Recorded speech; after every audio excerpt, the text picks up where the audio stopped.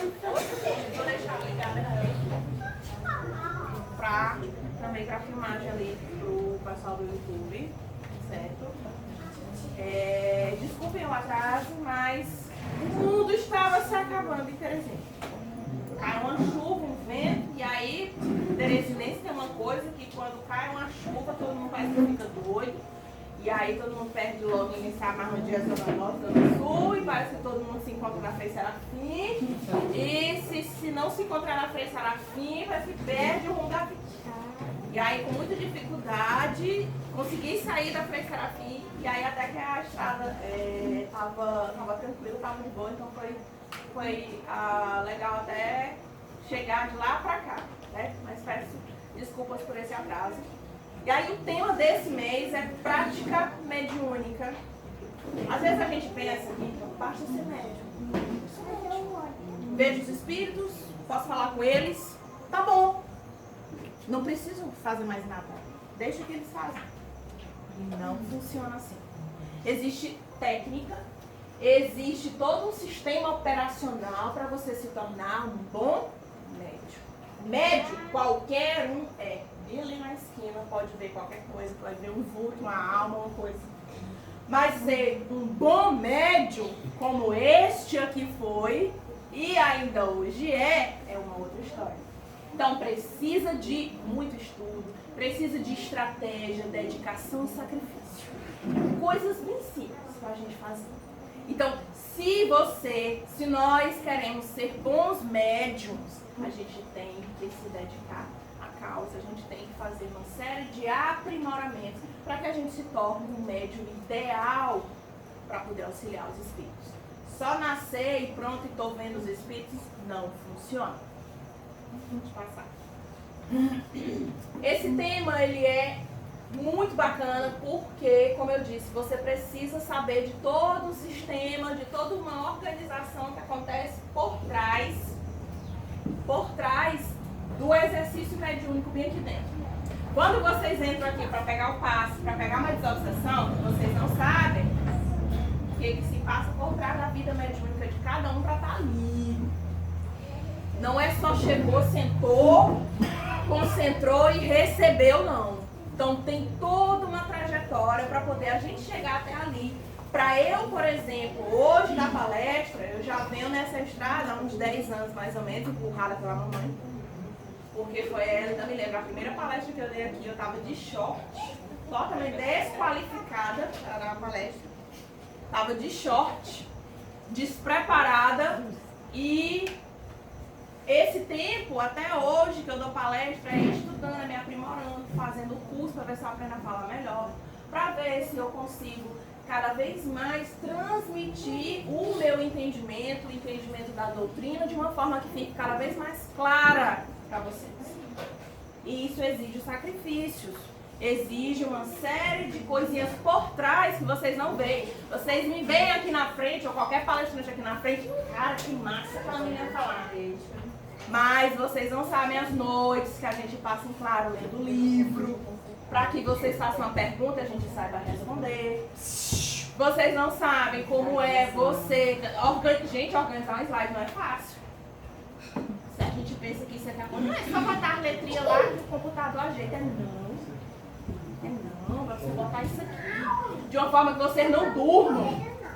Gente, a maior preocupação de um palestrante é dormir. Não fazer ninguém dormir. E a gente fica pra morrer quando a gente olha bem ali, perto do banheiro, e tem alguém que tá, ó. Acho que uma correu caminhar mais pelaquela parede ali. Então, teve uma vez, eu postei uma palestra e na filmagem apareceu uma senhorinha dormindo bem aqui, né? Gente, o pessoal do YouTube não perdoa. Ô amiga, da palestra é ótima. Como que aquela senhora conseguiu dormir? Eu digo, minha gente, é irmão Morfeu.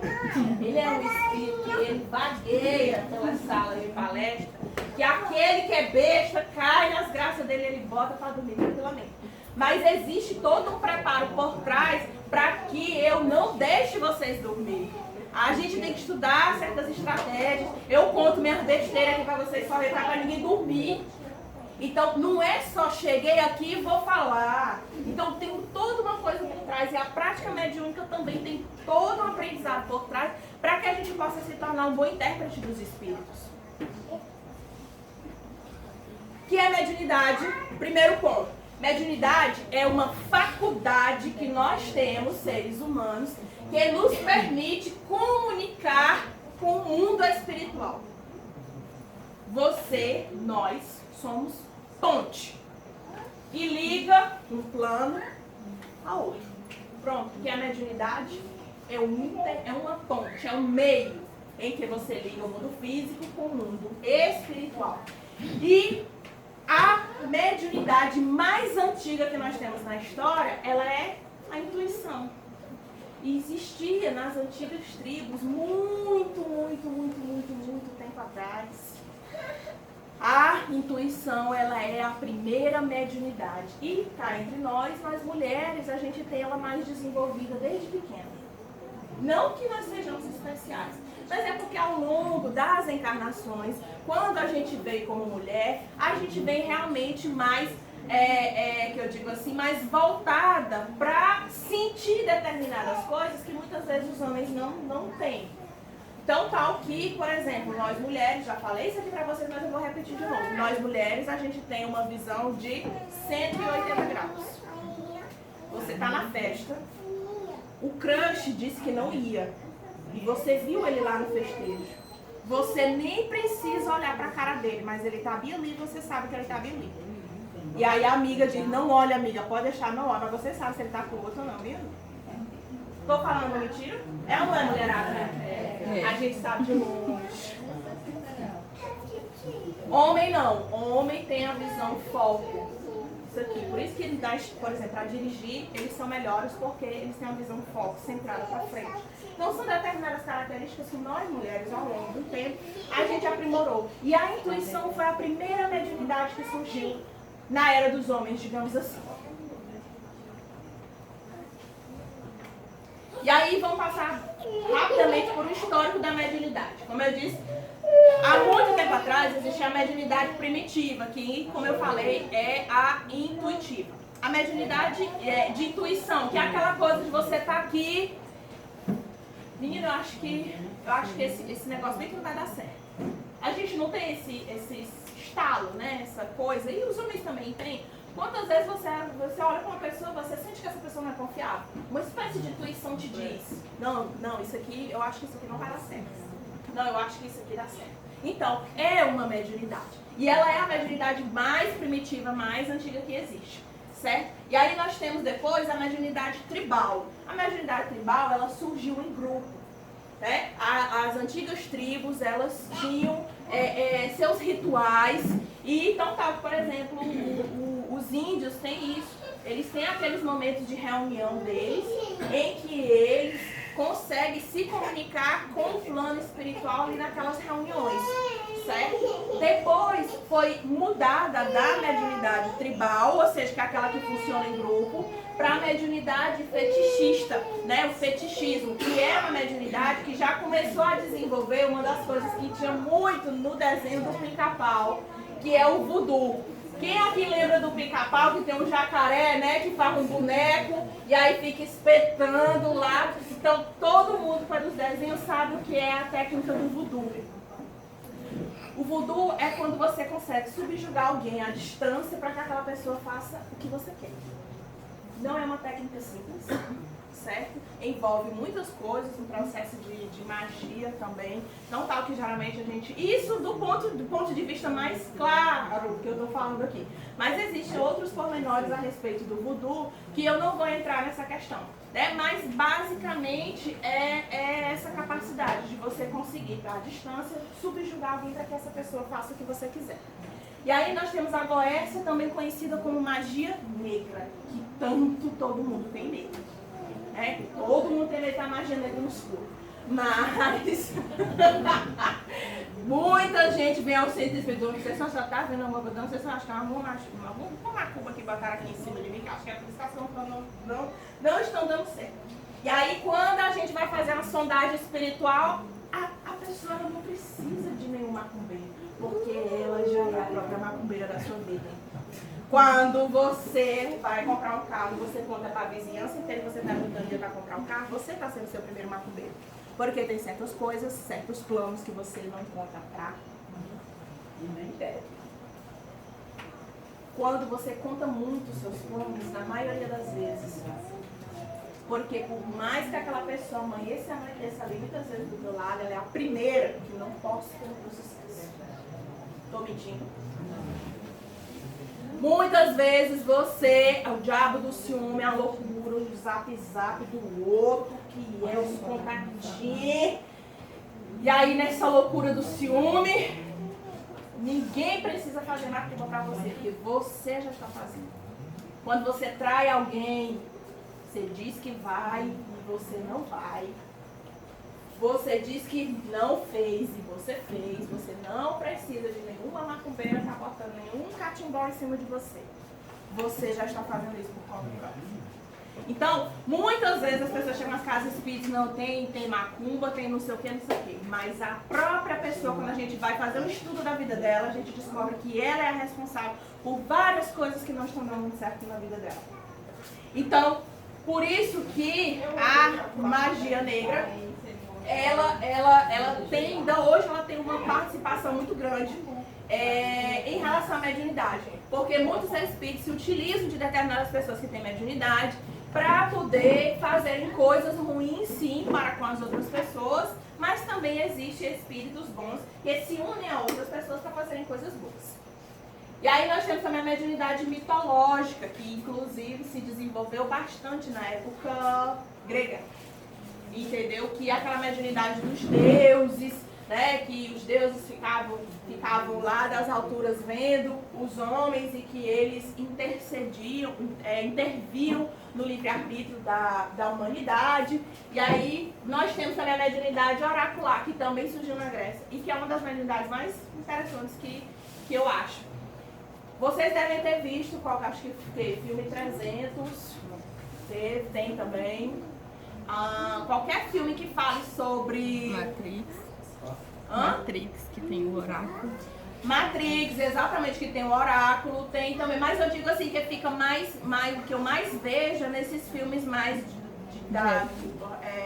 romano, que mostram muito que reis, eles têm uma espécie de oráculo. Tem também até um filme, acho que é o Príncipe da Pérsia, se não me engano. E aí tem a menina que ela é dotada de mediunidade, ela é vidente. Geralmente os reis tinham essas mulheres, né? Elas tinham que ser virgem e elas tinham que ficar em um determinado isolamento. E aí elas tinham aqueles momentos de visões do futuro e os reis se aconselhavam com elas para saber qual decisão tomar. Então é por isso que ainda hoje a gente tem aquele costume de muitas vezes ir na cartomante. Muitas vezes, eu vou bem na dona Conceição perguntar se eu compro ou não carta, eu quero saber se ela vai me dizer se vai dar certo ou não. A gente ainda tem muito aquela coisa de querer, principalmente na questão espiritual, da gente querer um oráculo, um espírito que diga pra gente, vai pela direita que dá certo. E aí, hoje o Espiritismo procura bastante trabalhar sobre essa questão para fazer com que a gente entenda que nós é que somos os responsáveis pelas nossas escolhas. Que não adianta os espíritos chegarem e dizer, não, Deus, vai vir aqui pela direita. Mas aí, como a gente é teimoso e a gente não escuta o conselho de ninguém, e eu acho muito interessante isso, eu converso muito com a mamãe sobre isso. Muitas pessoas vão à minha casa para conversar com a mamãe, ou vem aqui em Altos, eu não sei se o que a senhora acha. A senhora acha que eu devo botar esse copo aqui, encher ele de água? Aí a mamãe pega e diz, não, meu filho, não enche de água. Mas eu não sei se eu não vou encher, não. Aí a pessoa sai daqui, não vou encher, não. Gente, pra que ele perguntou? Vem buscar conselho e não quer, não faz o que a gente diz. E aí, mas dá 180 pila na cartomante pra ela dizer aquilo que no fundo você já sabe. Ou que você já passou, porque cartomante só fala o que já passou. Não. Eu já fui cartomante, ainda hoje sou. Só que hoje eu sou só pra mim, que eu sou dessas. E que a gente vê sim o futuro. Neuza, funciona a cartomante? Funciona. Funciona. Mas se ela cobrar, não funciona tão bem assim. Entendeu? Então tem todo um sistema e nós ainda hoje procuramos muito essa questão do oráculo para se aconselhar o que eu faço. Neuza, não estou dizendo aqui que é errado, mas eu estou dizendo que tem pessoas que são viciadas. Se a pessoa vai na esquina, não, compra ou não compra essa sandália, não compra ou não compra essa blusa, deixa eu montar bem ali pra fulano e tal. E aí a pessoa perde o poder de autonomia, entendeu? Nós temos também a mediunidade na época dos egípcios, inclusive que foi criada, né? Então, Vê se não feriu, bateu. Bem na esquina, pode ver. Levanta a bichinha.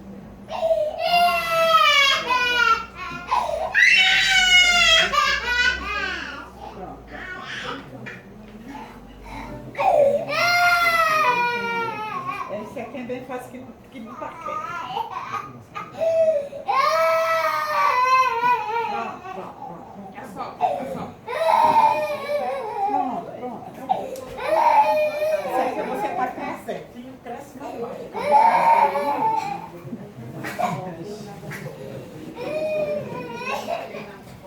E aí nós temos a mediunidade egípcia, que inclusive foi ela que ajudou a escrever o livro dos mortos.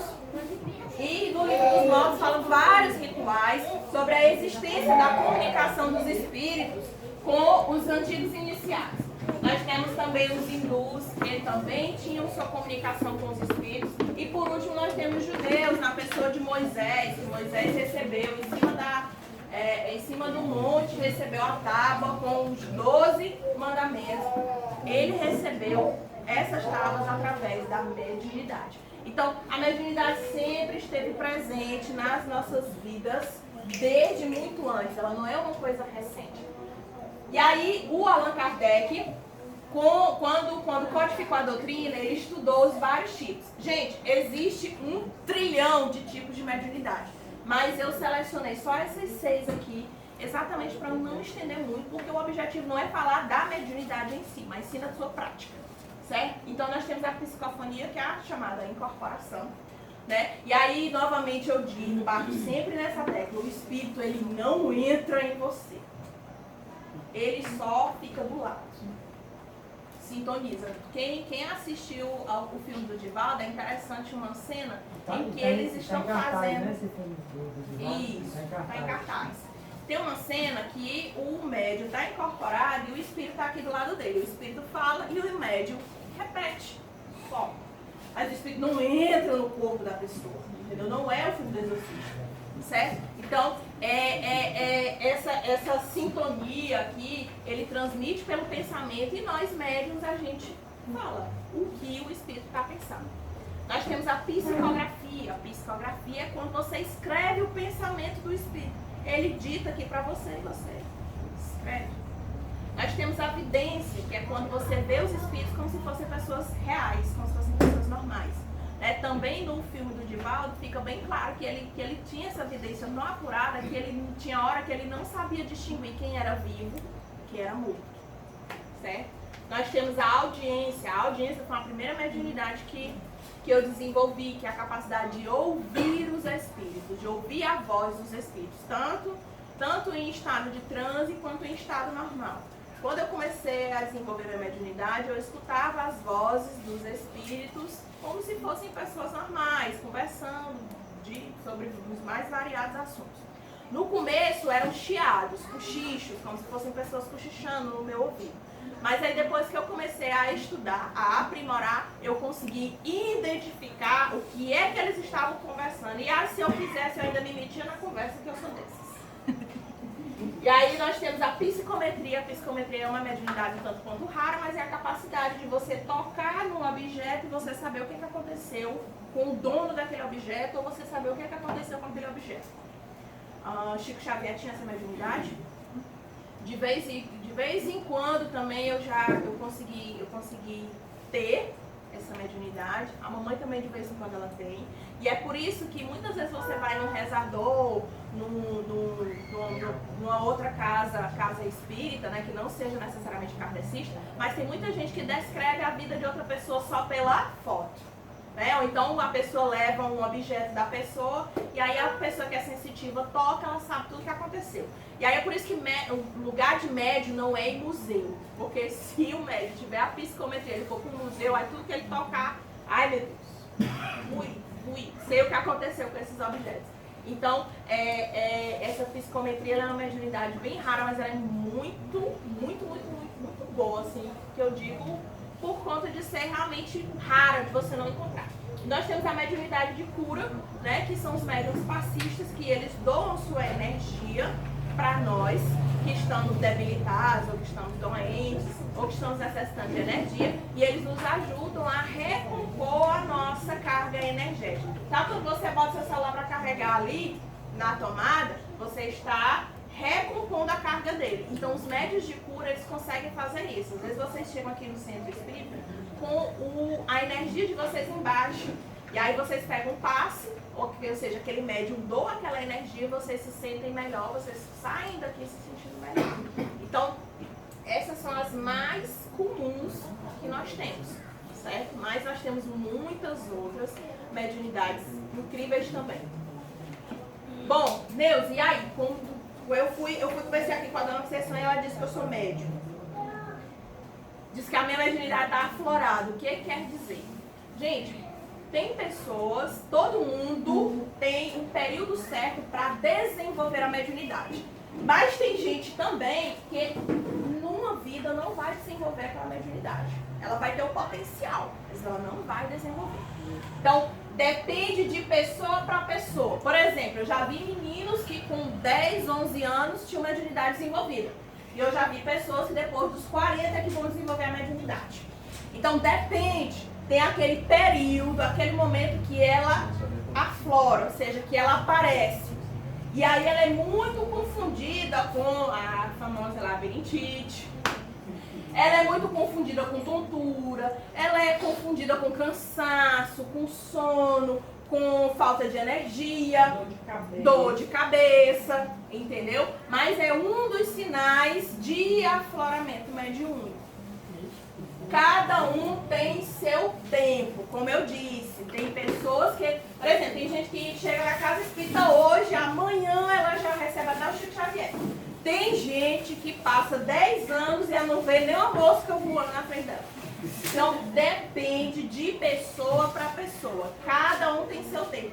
É claro que quando você frequenta a casa espírita, é melhor da mediunidade aflorar, por quê? Porque você está estudando, você está desenvolvendo, você está participando, então é mais fácil de você desenvolver. Mas tem muitas pessoas que não estão na casa espírita e que desenvolvem a mediunidade sem nenhuma orientação, certo? E aí, como eu disse, ó, alguns sintomas do afloramento mediúnico, a tontura, visões, pessoa ouve vozes, sonhos conturbados, pesadelos. Eu tinha muito pesadelo, meu Deus do céu, muito pesadelo. Tremores em partes específicas do corpo e algumas dores. Você tá bem, você não tá sentindo nada. Aí uma pessoa, um vulto, passa perto de você e diz: eita, eu senti agora. Ou seja, você tava bonzinho. E aí, de repente, um dia desse, eu atendi uma cliente e ela tava super zangada. O que aconteceu? Ela contou que a madrasta dela estava querendo suspender o plano de saúde dela. E aí estava induzindo o pai a tirar ela do plano, né?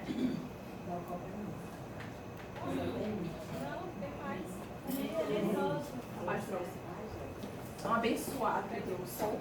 E aí, meninas, ela falou com a raiva tão grande dessa madrasta, que foi ela falando e eu respirando. Sim. Quando eu terminei o atendimento, eu tava com isso aqui meu, lotado de dor de cabeça, como se alguém estivesse apertando. Porque a raiva que ela sentiu da madrasta, eu captei. Né? Então é assim, como eu tenho conhecimento, então eu sei de onde veio, sei a causa, por que veio, e eu sei o que fazer para que eu não fique daquela forma o dia inteiro.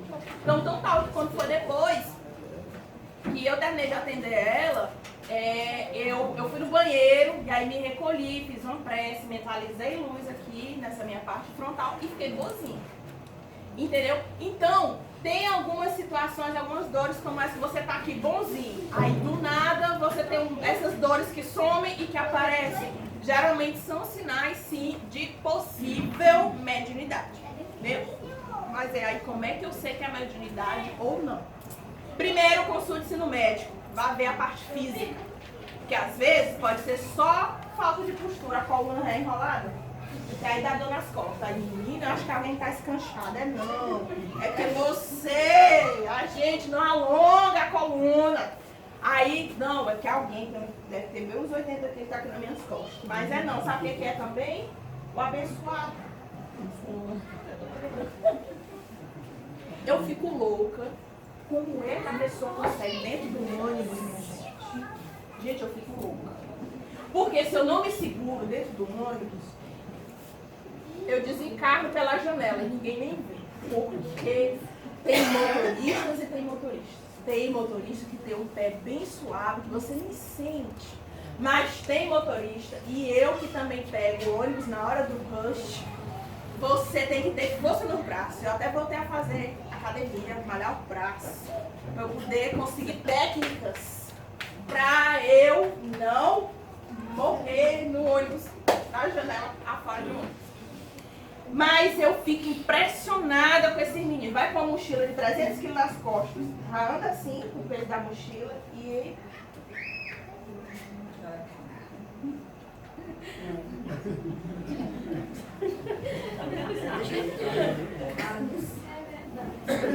vai cegar, é capaz de morrer e não perceber, porque a cara tá no celular. Gente, o meu celular, quando eu vou, na ida pro trabalho, ele é intocável. E eu vou na fé em Deus que eu vai me segurar. Porque com esses ônibus agora que passam na estação, a gente entra e a galera não quer deixar a gente entrar. A gente entra à força. E se um menino desse vem com a mochila de 300 quilos nas costas, é que a gente não entra. Porque vem um menino e mais outro menino que é a mochila. E aí já é uma confusão para você se espremer para você entrar. Tem várias vezes que eu vou no ônibus, eu vou assim praticamente escangotada na porta. Se abrir, e um dia desse, eu tenho certeza que aquele motorista estava decidiado. O ônibus estava vago. E eu aqui na porta, né, na porta do meio, não tinha... Porque quando não tem, né, as estações, o ônibus abre a porta do lado normal. E aí, beleza, eu aqui, de boas, na Pires de Castro, chegando na Frei Serafim, do nada o motorista abre a porta. Gente, eu senti um vento. O Senhor me segura. Quando eu olhar a porta do ônibus escangocado, o pobre do cobrador, fecha a porta. E o homem louco, sem saber qual era a porta que ele tinha aberto. E eu, Senhor. Graças a Deus que ele fechou a porta. Se tiver trabalho, para segurar. Se eu não tivesse malhado os braços, mas o menino é com a cara direto. Ali você pode morrer, você pode acontecer o que for. E aí, não, é que eu tô com encosto nas minhas costas, vou lá na dona Conceição, vou conversar com ela. Não, é o diabo da coluna, é o diabo do celular. Então, primeiro tem que ver a causa física. Depois é que se você foi na causa física, tá tomando remédio, não tá funcionando, aí você procura a casa espírita, que provavelmente pode ser ou a mediunidade ou a obsessão. Desenvolvimento mediúnico. Primeira coisa, procurar uma casa espírita séria. Não invente de querer desenvolver dentro de casa, com seu melhor amigo, com seus pais, com seus quem for, que não tenha preparo. É muito sério isso. Outra coisa, não fique escutando a história da vizinha, que a vizinha tinha uma prima, que a prima tomou um chá não sei do que e que ficou boa. Isso não existe. Não se fica bom de mediunidade, porque mediunidade é uma doença. Não, que eu fiquei sabendo que teve uma mulher lá que foi doida, que suspendeu a mediunidade. Não, eu fui bem ali, tem um homem que ele disse que suspende. Não suspende. Você literalmente se lasca. Porque o que ele faz? Ele não suspende, ele bloqueia. A mediunidade, gente, ela é uma energia que a gente produz. Toda a energia que você produz e você não dispersa, você acumula. E se você acumula, você se sente mal. É por isso que desde pequeno, os psicólogos dizem que a criança deve fazer uma atividade física. Por quê? Criança tem essa espécie de energia bastante ativa. Se ela não focar aquela energia para um esporte, para um tipo de estudo, mas principalmente para um esporte, aquela energia a criança acumula e aí a criança começa a ficar irritada, começa a ficar com determinados transtornos, aí você leva no psicólogo, não, ela tem transtorno de ansiedade, que agora fala moda essa palavra, né? Tem ansiedade, não, tem hiperatividade, muitas vezes é a energia da pessoa, mal direcionada. Então é por isso que criança é legal que ela desde novinha ela já faça uma atividade física, para que ela disperse aquela energia, porque no outro dia que ela dorme, que ela acorda, a bateria dela está no 220 de novo. Porque criança é desse jeito. Então a mediunidade ela é da mesma forma, você produz uma energia extra, digamos assim, que é para ser doada, mas aí você não doa. Aí quando você vai e fala para alguém, ou vai em algum lugar que suspende, bloqueia essa energia, você fica com ela retida, presa, e você não doa. Aí você sofre consequências. Porque tudo aquilo que Deus faz é perfeito. Se você não dispersa aquela energia, ela volta para você, ela se acumula. Aí ela vira o quê? Doença. Eu não conheço uma pessoa que tenha inventado a história de suspender mediunidade que não tenha sofrido duras penas. Uma amiga minha, estávamos até falando um dia desses sobre isso, uma amiga minha, ela novinha, ela viu os espíritos, aquela coisa toda. Aí a mãe dela tentou levar ela num rezador lá, na banda do Maranhão, e o rezador suspendeu. 20 anos depois ela perdeu os 2 ovários. Não pode ter filhos. Isso é só um exemplo do que eu vi. Então quem suspende, essa história de suspender mediunidade, você não suspende, você bloqueia. E se você bloquear, ela volta em forma de doença, você perde um órgão seu. Eu estou falando isso por vivência. Esse é só um caso que eu estou contando para vocês. Mas eu conheço vários casos de pessoas que inventaram essa história de suspender, de não querer, e aí quando é depois, vem a consequência, a conta sempre chega. Tratamento. Tratamento aqui que eu falo, não no sentido de quem é médium está doente, mas quem é médium precisa seguir determinados parâmetros para poder se tornar um bom médium. Certo? E aí, o primeiro deles é o chamado ESD, o Estudo Sistematizado da Doutrina Espírita. É necessário você estudar para você saber como se comportar no exercício da mediunidade. Então é por isso que a gente fala muito aqui, que não dá para você ser médium se você não estudar. Por quê? Por que eu preciso estudar, Deus? Porque como é que você vai saber se o espírito é bom ou é ruim? Porque tem espírito que você não vai ver ele. Não vai. Papel, E aí, se ele disser que é bom e ele não é, como é que você vai saber se ele é bom ou se ele não é? Com o estudo, a gente sabe se ele é bom ou se ele não é, mesmo que a gente não veja ele. Então, o estudo, ele promove determinadas estratégias, tanto de defesa pra gente, como médico, pra gente poder saber lidar. Pedindo ajuda. Eu posso ajudar essa pessoa? Se eu tiver uma base de estudo bacana, eu vou saber se eu vou poder ajudar ou não essa pessoa. Se eu não puder ajudar essa pessoa, eu não vou ajudar. Eu vou orientar para que ela procure um outro tipo de ajuda. Mas se eu não tiver o estudo, eu vou inventar de ajudar e ficam 2 doentes. Porque eu já vi vários casos também de pessoas que têm a mediunidade, vai inventar de ajudar um parente, não sabe nem se auto-ajudar, vai ajudar o parente e ficam 2 doentes. Análise das sensações. Por que eu coloquei esse tópico? Análise das sensações. Porque nós temos sensações que são criadas pela nossa mente e nós temos a sensação que são verdadeiramente do espírito. Muitos médiuns não sabem essa diferença. E essa diferença faz muita diferença na hora do exercício mediúnico alimento. Tem, por exemplo, tem médico que às vezes ele se confunde. Às vezes ele recebe um espírito que morreu enforcado. E às vezes o médium acha que está faltando fôlego nele de verdade. E tem médium que se agonia, que fica angustiado com aquela sensação. Quando o médium tem estudo, ele sabe que a sensação é do espírito, não dele. Ele está respirando perfeitamente bem. Quem não está é o espírito. E você pode dar passagem para o espírito sem precisar carregar as dores dele também. Muitas vezes, eu já vi também, por exemplo, às vezes o espírito vem com uma facada. A dor da facada é dele. Ela não precisa ser minha. Eu sinto, eu sei que ele está com aquela dor, mas eu sei separar o que é meu e o que é do espírito. E tem muito médico que não sabe fazer essa simples separação. Por quê? Falta de estudo. Adequação energética. O que é essa adequação energética? Ao longo do exercício mediúnico, a gente vai meio que modulando a energia da gente. O que eu quero dizer com isso? Na maioria das vezes, quando você está iniciante, você começa a receber os espíritos doentes. A sua sintonia ela é modulada para receber espíritos doentes, que são espíritos mais sutis, digamos assim.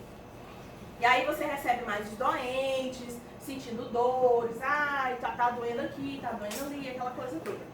Com o passar do tempo que você vai aprimorando, modulando a sua energia, você começa a receber os espíritos mais raivosos, os que têm ódio, os que têm raiva. Depois você começa a modular a sua energia e aí você vai começando a receber os parentes, os amigos que desencarnaram. E aí você vai, por isso que eu falei nessa adequação energética. Todo médium, quando ele entra ali na sessão, ele sabe, se ele tiver o estudo e ele tiver experiência, né, ele sabe qual é o tipo de sessão. Tipo, se a sessão vai ser um pouco mais densa, mais pesada hoje, ou se ela vai ser um pouco mais leve. Quando eu falo pesada, eu não estou dizendo que é ruim. Eu estou dizendo, quando eu digo que a sessão é pesada, eu digo que é porque mais espíritos necessitados estão precisando de ajuda. Certo? Não é que é ruim, a sessão foi ruim, de jeito nenhum. Mas é porque, muitas vezes, o que acontece? A gente recebe uma grande quantidade de espíritos aqui, muitas vezes vocês nem sabem, vocês nem percebem. Mas a gente recebe vários grupos de espíritos aqui, que eles têm características particulares. Por exemplo, essa semana mesmo, semana passada, no nosso grupo de estudo, a gente recebeu um grupo de espíritos loucos. Um grupo. E os médios todos incorporaram espíritos loucos por causa desse grupo. E aí eu poderia dizer, classificar, essa sessão foi pesada. Por quê? Porque um grupo a mais, diferente do que nós estamos acostumados, chegou precisando de auxílio. Assim como a gente também aqui em Altos, a gente recebeu uma vez um grupo de espíritos que tinha desencarnado por causa de acidente na estrada. Então esses espíritos, eles chegam mais pesados, porque realmente você desencarnar de um acidente não é uma coisa tão simples assim. E aí, por isso que a gente diz que a sessão hoje foi um pouco mais pesada. Não no sentido de ter sido ruim. Então o médium, ele adequa essa sua frequência de energia exatamente para ele saber onde é que ele pode servir, onde é que ele não pode. E isso você só sabe com estudo e com experiência. Não dá pra você fazer isso sozinho. É porque o marido da minha prima disse que basta botar uma folha, não sei aonde, aqui na testa, que dá certo. Uma vez chegou uma pessoa dizendo lá pra nós, né, mãe? Não, que a gente bota bem que um algodão com água gelada e álcool aqui, que diz que passa a mediunidade. Como é? Isso não, minha gente. Meu filho de fogo, você escutou uma barbaridade dessa, que eu não li isso no Kardec. Em que livro, em que estudo? Me diga, foi os egípcios que escreveram, que eu não estava nascida na época, eu não li esse livro, que foi. Então, tem muita gente que fica ensinando certas lorotas que não funcionam em nada. Então, tá sentindo alguma coisa de fundo espiritual, procura uma casa espírita séria, procura uma casa de umbanda séria, entendeu? Que possa realmente te ajudar. Enfim, praticando. Bom, primeira coisa, você não vai desenvolver todas as mediunidades juntas. Eita, Deus, só é o Chico agora. Já vi. É. Teve uma pessoa que a mamãe perguntou, qual é a sua mediunidade? Qual é a mediunidade que você tem? Tenho todas. A mamãe, valeu, né, Jesus? Porque foi o único que teve todas as mediunidades. E exerceu, né? Então, o que acontece? No começo, você pode desenvolver 2, 3, mas vai ter um período, vai ter um tempo na sua trajetória mediúnica que você vai se tornar melhor em apenas uma. A do Chico, por exemplo, foi a escrita. E ele tinha várias, como eu disse, ele incorporava, ele dava palestra, ele via os espíritos, ele tinha várias. Ele iniciou até na como Peixotinho de efeito físico. Caiu a irmã foi ensinando seu caminho. Exatamente. Então no começo você. Nós, quando somos médios, a gente experimenta de todas, mas nós somos focados para aquela que a gente vê exercer. Com comigo, como eu falei pra vocês, desenvolveu a primeira audiência, eu escutava. Quando foi depois, eu comecei a ver. Teve um dia que foi tão engraçado. É por isso que é bom, quando a gente estuda, que a gente vai se acostumando com as coisas. Aí teve um dia que eu fui entrando no meu quarto, eu abri a porta, gente, eu só vi o vulto. Era um homem magro, com a blusa branca com preta, listrada, a calça preta passando, e ele entrou pela parede. Aí eu abri a porta do quarto e vi ele passando. Eu fiquei bem de medo. Faltou logo a força nas pernas. Eu digo, eu não vou correr, porque ele entrou pela parede e se foi. No meu quarto ele não tá mais. Gente, pra dormir, é confusão. Olha, não entra, eu vou dormir. Não entra aqui no meu quarto, pelo amor de Deus. Quando a gente vê as paredes Normal, os parentes, gente, é uma coisa que eles não lhe deixam nem quando eles morrem. Muito pelo contrário, eles vivem muito mais ali ao nosso redor. O bom é que a gente vê eles, entendeu? O ruim é quando eles estão interagindo, querendo, pedindo as coisas pra gente resolver as coisas. Porque tem parente que ele não resolve as coisas em vida, aí ele morre e fica atrás dos que estão vivos pra querer resolver as paradas. Não dá certo, entendeu? Mas ver os parentes é normal. E aí eu sei que tinha uns espíritos lá em casa que eles eram altamente assim, invasores, eles não queriam nem saber. E aí tinha um senhor de bengala que de noite ele sentava na minha cama.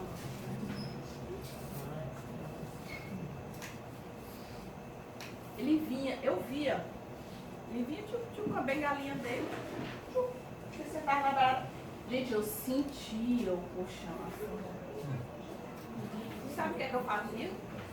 Virava pro outro lado, minha cara pra parede, eu digo, não triscando em mim. Demais. Nunca fui. Mas por quê? Porque desde pequena na minha família eu sempre escutei história de espírito. Minha avó vê espírito, meu avô vê espírito, todo mundo vê espírito e eu também tinha que ver espírito.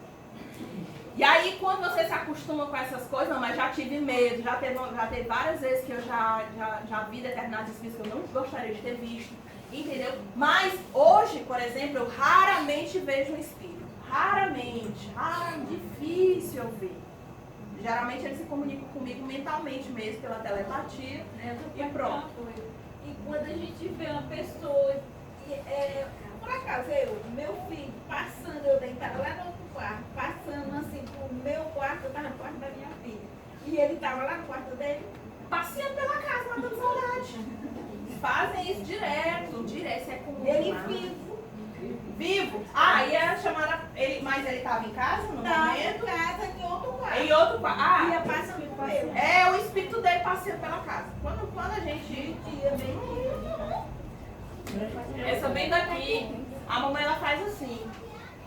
Quando ela sai para algum lugar, quando ela pensa em voltar para casa, quem primeiro chega é o espírito dela. Eu vejo ela, eu digo, eita, meia hora ela chega. Aí eu chamei Haroldo, aí ele disse, estou aqui, mamãe, no meu quarto. E ia passando no meu.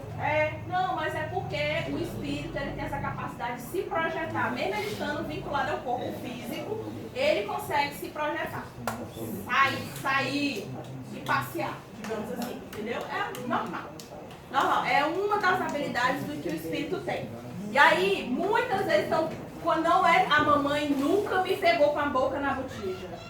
Porque eu sempre via que ela chegava primeiro, então opa, já dá pra eu esconder aqui. Já dá pra eu chegar pronto. Então assim, pode ser que você comece incorporando, mas aí pode ser que um tempo você não incorpore mais. Pode ser que você comece a mediunidade vendo e daqui a um tempo você não vai ver mais. Pode ser que daqui a um tempo você veja, você escreva e você incorpore. E pode ser que depois de um ano você só incorpore. É normal. Então a gente experimenta várias até que a espiritualidade vai ajustando aquela que vai ser a nossa mediunidade principal. Estudar a literatura espírita. Gente, é estudar mesmo. Isso aqui é só um, que é o Evangelho. Mas nós temos toda a codificação. Estava até falando para uma amiga minha hoje, Livro dos Espíritos.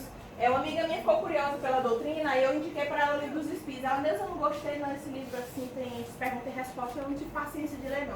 Aí eu disse, não tem problema. Aí eu empurrei nela, violetas na janela, mulher, eu amei a Patrícia, ai amiga, eu também. Pronto. E aí ela, mulher, a doutrina é massa, eu adorei, amei. E aí ela começou com o livro da Patrícia, tá? Mas no instante gostou do livro dos Espíritos, porque ela começou a se envolver com a história da Patrícia. E aí ela começou a entender o que tinha no livro dos Espíritos. E aí ela não é espírita, muito pelo contrário. Mas ela tem mediunidade de desdobramento. Ela é dessas que ela dorme, ela levanta do corpo, ela fica desse jeito no quarto. Aí ela disse que quando foi um dia, é o espírito dela, ela disse que estava dormindo, aí ela levantou da cama, olhou e viu na televisão o que é que estava passando. E ela viu que o filme que ela estava assistindo, ela viu em espírito. E ela disse que ficou impressionada que conseguiu entender a legenda. Ela fora do corpo, em espírito. E aí ela disse que viu tudo, a cortina balançando. Ela viu quando o marido dela entrou no quarto, deitou na cama junto para assistir. E aí ela disse que depois ela voltou pro corpo. E aí ela contou tudo para ele, né? E aí, ele já tem costume, que não é a primeira vez que ela faz isso. Só que quando ela me contou, ela disse que foi a primeira vez que ela viu tudo nitidamente, voltou pro corpo, lembrando de tudo nitidamente. Então isso é perfeitamente normal. E ela não é espírita nem nada, ela está começando a conhecer a doutrina agora. Então assim, quando você estuda a doutrina, você começa a entender o que se passa, você consegue saber, esse espírito aqui, ele é bom, ele é ruim, esse espírito ele é necessitado, o que eu posso fazer por ele? Uma prece dá certo ou só no centro espírita? Então são várias coisas que só realmente com o estudo você consegue ter discernimento. E aí nós citei aqui para vocês essa espécie de passo a passo, né? Que os povos adoram falar, o passo a passo. Primeiro ponto para o exercício mediúnico, para a prática mediúnica, ser disciplinado. Quando a gente fala em ser disciplinado, não é chegar aqui 7h30 em ponto, não. Não, isso aí é ser pontual, é diferente. Ser disciplinado é, por exemplo, 3 horas antes da sessão, não é recomendado que o médium coma comida pesada. Que ele não coma carne. 3 horas antes. Que ele faça um lanche leve, para que ele possa aqui na sessão, ele ter energia para poder incorporar. Quando eu lembro que hoje eu tenho sessão e eu lembro que a sessão vai começar o quê? 8 horas. Então, a partir das 5 eu vou evitar me alimentar com comida pesada. Nesse sentido eu estou sendo disciplinada, porque eu sei que a espiritualidade vai precisar da minha energia ali. E a minha energia não pode estar dispersa para o estômago, digerindo uma comida pesada. Quando eu sei que, por exemplo, eu tenho que... eu adotei o Evangelho do Lar na minha casa, todo domingo, 8 horas da noite. Quando eu tenho esse compromisso, eu sei que pode chover, pode cair raio, pode o vento carregar as telhas da minha casa, aquele parente chato chegar bem na hora, mas 8 horas eu estou fazendo o meu Evangelho. Isso é disciplina. Quando eu sei que um colega de trabalho é chato, mas hoje é sexta-feira, é dia de sessão, e eu não vou me zangar com este meu colega de trabalho, eu estou sendo disciplinado. Então não tem nada a ver com horário. Tem a ver com o propósito que você tem como médium, a responsabilidade que você tem como médium. Segundo ponto, ser humilde. Tem que aguentar esculacho, porque tem muito espírito ótimo que vai ser super sutil com você e vai te chamar de meu filho, minha filha, vem cá e vai te botar no colo. Mas vai ter aqueles espíritos que vão dizer na tua cara o que é que você está fazendo de errado. E não adianta você vir com mimimi de que não está fazendo não. E você tem que aguentar, porque ele está dizendo a verdade. E aí eu me lembro que uma vez, eu nunca esqueci da avó Catarina. Uma vez eu fui reclamar com ela, me queixar o mimimi. Por que tu não passa no curso, avó Catarina? Porque eu estava estudando pouco. Se estudasse mais, já tinha passado. Nunca mais fiz esse tipo de pergunta para nenhum espírito. Então, quem é melindroso, que não aguenta escutar um carão, aprenda a escutar. Porque, como eu disse, vai ter espírito que ele vai te colocar no colo. Mas vai ter espírito que ele vai te dizer muita verdade. E verdade que dói. mas em compensação é para o teu bem. Dói no orgulho, porque não é na pessoa que dói. E aí, se você não tiver essa humildade de saber que você tem um defeito X e que você precisa melhorar aquele defeito X e você ficar com a cara de tacho, diz, não, eu não sou rancorosa de jeito nenhum. Aquele ex-escroto sem vergonha botou o chifre em 1502 e eu nunca esqueci. Ai, eu não sou rancorosa jamais.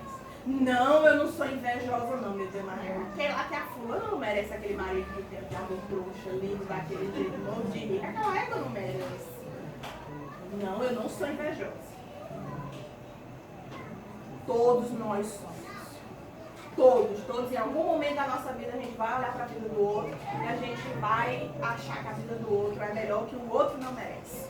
Mas quando a gente tem um entendimento de que a gente só vê um lado da vida do outro, a gente não vê o lado que realmente interessa. Aí a gente começa a entender que a gente tem determinados defeitos e que precisa sim melhorar. Por exemplo, então, às vezes em relação à mediunidade. Tem médium que chega na sessão tem preguiça de incorporar. Poxa, tu sabe que a tua mediunidade é de incorporação, tu só presta na incorporação, tu não presta em outra mediunidade, tu chega aqui e bota corpo mole.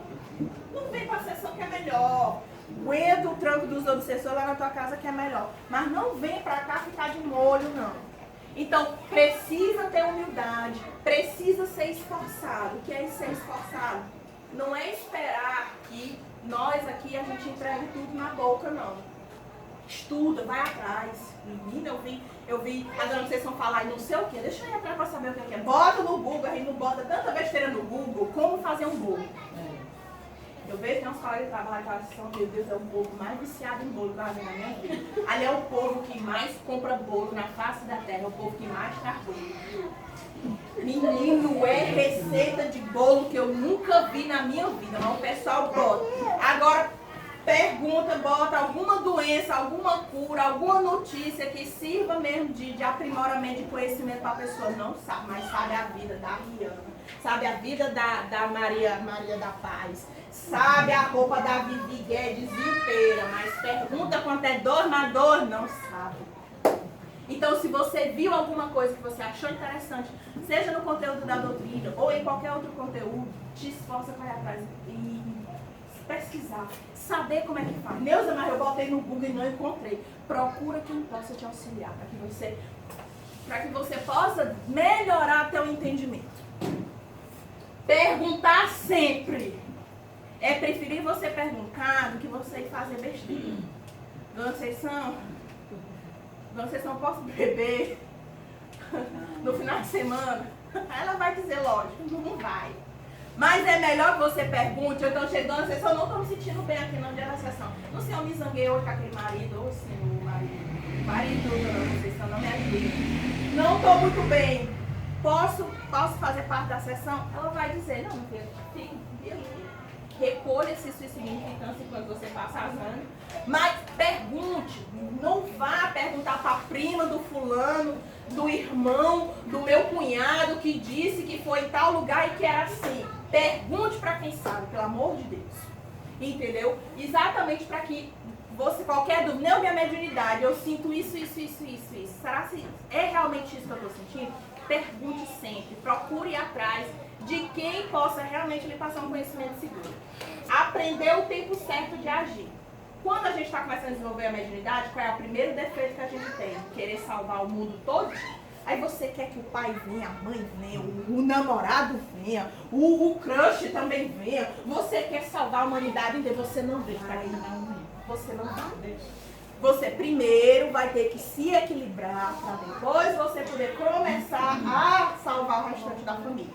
Então, aprender que tudo tem um tempo certo para agir. Tem gente também que chega aqui e entra na sessão, eu quero ver os espíritos. A pessoa entra ali na sessão com os olhos desse tamanho. Ninguém nunca viu um espírito com os olhos físicos, digamos assim, com os olhos da carne física. Né? Aquela ansiedade, tem gente que está começando a desenvolver, quer ser o Chico Xavier, quer ser o Divaldo, não sei se eu sinto isso, eu vejo isso, eu sei disso, eu estou sentindo isso, te acalma, muita calma nessa hora, vai devagar, um passo de cada vez, que aí a espiritualidade, ela é criteriosa, ela vai se mostrando para você pouco a pouco. Na medida que você dá, ela vai te mostrando coisas a mais. Na medida que ela percebe que você está se esforçando, que você está procurando ser disciplinado, que você está estudando, ela vai começando a te mostrar outras coisas também. Não adianta você querer saber do mundo espiritual todinho se você não faz nada. Então tem que ter um tempo certo para aprender sim. Vencer desafio. Vencer desafio por quê, gente? Porque eu e a mamãe, a gente sabe as estradas que a gente já andou, as portas que a gente já bateu e que não se abriram. A gente sabe das pessoas que tentaram nos auxiliar, a gente também sabe das pessoas que tentaram nos atrapalhar. E quem quer seguir o caminho realmente do bem vai ter que vencer muito desafio. Vai ter que aprender que muitas vezes você não vai contar com a sua família para te ajudar nessa estrada. Vai perceber que vai ter muita gente que vai falar mal de você porque você está querendo uma vida melhor para você. Vai ter muita gente que não vai te acompanhar, que você vai ter que andar só. Mas compensa cada vez que a gente vence um desafio desse. Porque a gente se fortalece e a gente percebe que os espíritos que andam com a gente nos dão um suporte incrível para a gente vencer esses desafios. Não é fácil ser médico, não é. Mas também não é impossível. E é uma missão incrível da gente poder cumprir.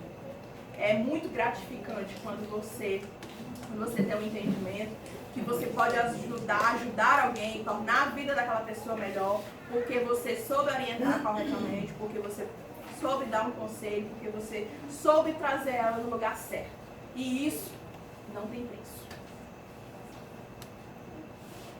Resultados para quem pratica a mediunidade, maior discernimento. E é engraçado, a gente começa realmente, para quem se dedica, né, gente? Para quem vem de passeio,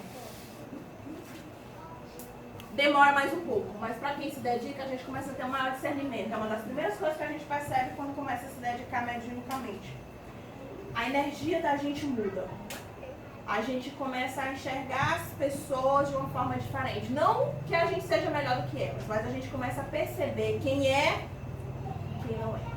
E isso é uma coisa que falta na humanidade. A gente não se enxerga mais a tal ponto de saber quem é e quem não é.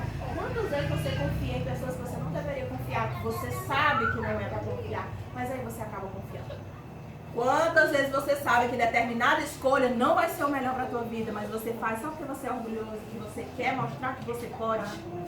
Então, esse discernimento é uma coisa que a mediunidade te auxilia muito para que você tenha. Mais confiança. Você começa a saber realmente quando é que o espírito é bom, quando é que ele não é, quando é que eu posso ajudar ele, quando é que eu não posso, como é que está meu parente, como é que eu posso me tornar uma pessoa melhor. Outra coisa também, equilíbrio mental, físico e espiritual. Você realmente começa a ter um equilíbrio melhor a respeito da sua vida.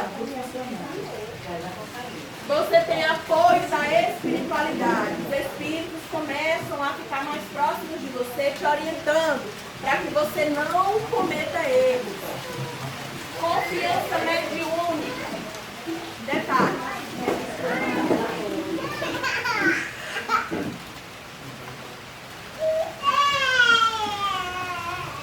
Os espíritos superiores, eles só começam a confiar no médium depois de 10 anos de prática. 10 anos de prática. Aí eles começam a confiar. Certo? Então, para você ver como a espiritualidade ela vai se mostrando para você devagar. Esclarecimentos acerca do nosso passado. Isso também é muito importante. Com a vivência na mediunidade, com a prática, a gente vai descobrindo o que é que a gente fez no passado. Não precisa a Dona Conceição vir me dizer. Você começa a ter paz, alegria íntima e a quitação dos débitos do passado. Ou seja, com a mediunidade, você auxilia e você aproveita e paga as contas das vidas passadas que você tem. Pode passar para frente. Câmera. Mediunidade sempre vai ser um eterno aprendizado.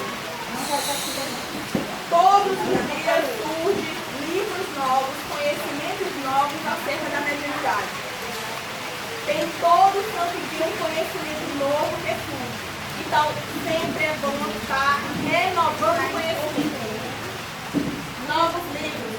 Todos os dias também são lançados livros atualizados a respeito das novas técnicas mediúnicas. Por exemplo, Kátia, 10 anos atrás ninguém ouvia falar em apometria.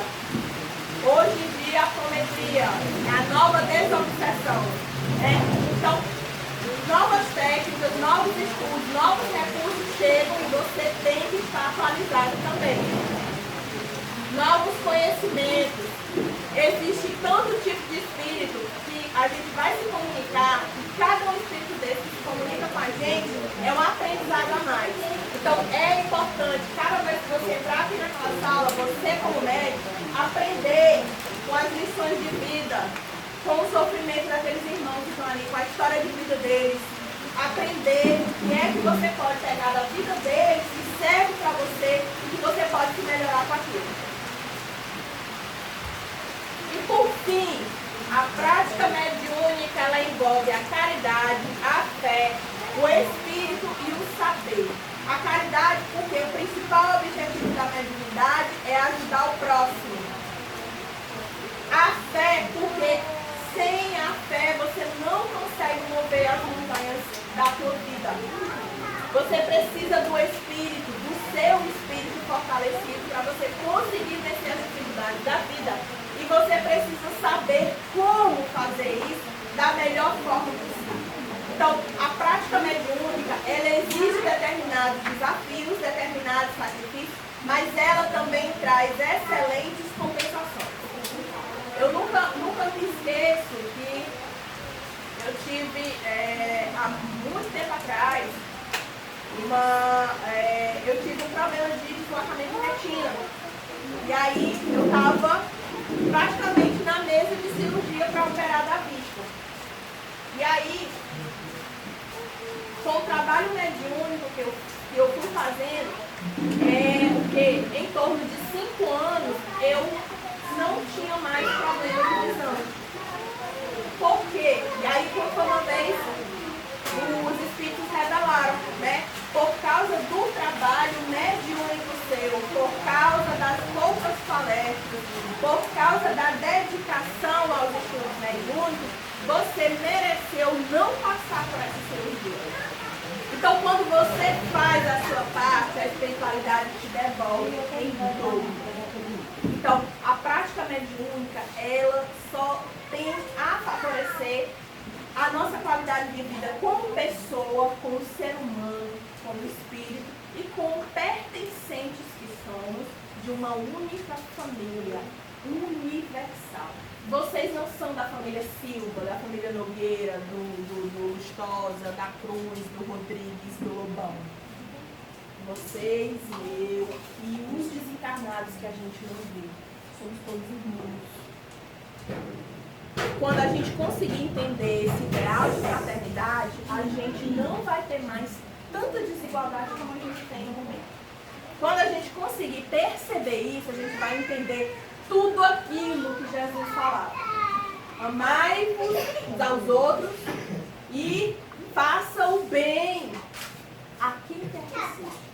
Com essas duas orientações, com essas noções diferentes da vida, a gente vai conseguir sim cumprir todo o propósito que a espiritualidade tem pra gente. Ok? Muito obrigada e até a próxima.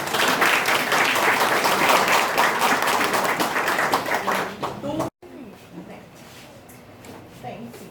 Só que para que você consiga isso, você tem que ter duas coisas.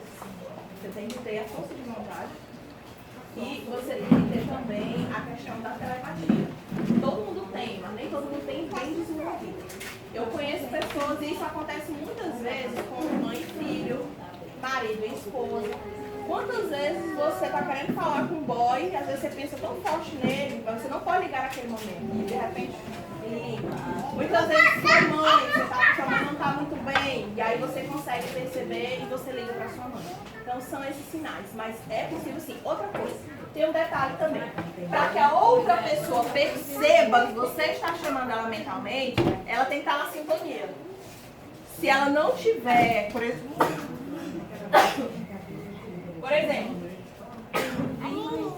A mamãe tá no meio do shopping olhando um monte de bolsa. Aí eu, eita, mamãe. Ela não vai, porque a sintonia dela tá nas bolsas. Ainda tem que ter esse detalhe, entendeu? Mas se a pessoa tiver num momento tranquilo, relax, ela capta teu pensamento tranquilamente. E ela liga sim, ela vai atrás sim, entendeu? Então é perfeitamente possível. Viu? Alguém mais? Sim. Eu queria só falar assim, porque eu sei que muita gente tenta estabelecer contato com aquilo que não tá vendo. Aí vai brincar no copo, vai pegar um tabuleiro de Ouija, vai brincar essas coisas. E? Tem riscos, né? Acontece. Demais. Eu tenho uma amiga que quebrou a clavícula brincando disso. Bem sério. Era impressionante. Quando eu brincava, gente, mas só dava espírito bom. Eu morri enforcado em mil... Enforcado, meu irmão? Peraí. Não, suspense. Meu irmão, não, eu morri 4 facadas. Não, 4, Ave Maria, meu Nossa Senhora. A gente não conseguia estabelecer nenhuma comunicação com o espírito bom. Espírito bom não fica dentro de um copo. Digo logo a vocês, nem fica em compasso. Em copo, compasso, tabuleiro de jogo. Só se manifesta o espírito desocupado. Aquele desocupado. A gente não vê um povo desocupado. E é só o que tem gente desocupado. Tem uns vizinhos desocupados, sabe, da vida da gente, que é impressionante. Esse povo desocupado tem no mundo espiritual também. E ele sim, você pode chamar de manhã, de tarde, de noite, que ele está à disposição. Ela quer perguntar porque ela não incorpora. Tinha mediunidade e não incorpora mais. Agora só se muito dor de cabeça, Aí eu quero me responder. É porque a senhora toma remédio. Ela tem um brinquedo, um remédio que passa. No remédio que a senhora incorporava, a senhora incorporava, só não sabia quem era quem incorporava, e quem entrava e quem saía. Mas aí a senhora começou a se tratar pelo médico. Aí passou um monte de remédio que se comprou para a senhora, e os remédios neutralizam as ações dos espíritos no corpo. Se um dia a senhora terminar o seu tratamento, aí daqui tiver a energia necessária ao redor do seu perispírito, da sua áurea, a senhora pode voltar a incorporar. Não é que ele saiu e se liberta a senhora. mas eu sinto essas mais vontade de dar uma... Mas porque aquele remédio que a gente toma continuamente, ele bloqueia a mediunidade. Aí é isso.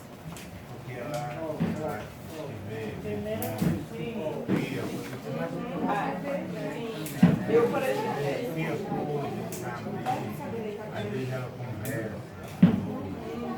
às vezes é criação, porque eu realizava o pouco de energia dela.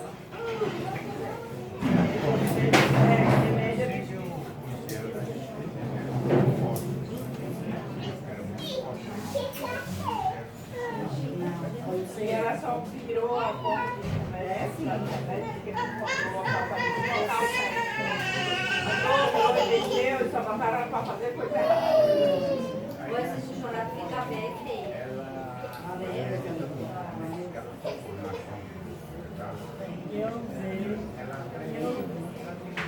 Eu sinto que vai acontecer no outro dia. É porque assim, por mais que a senhora não esteja incorporando, mas a sua sensibilidade não está suspensa. A senhora só não está atuando, mas não significa dizer que a senhora está inconsciente. É porque por mais que a gente tome a medicação, a gente não fica 100% insensível. A gente não consegue mais fazer como antigamente. Mas a sua sensibilidade é o remédio que não vai tirar, porque ele só vai diminuir. Certo?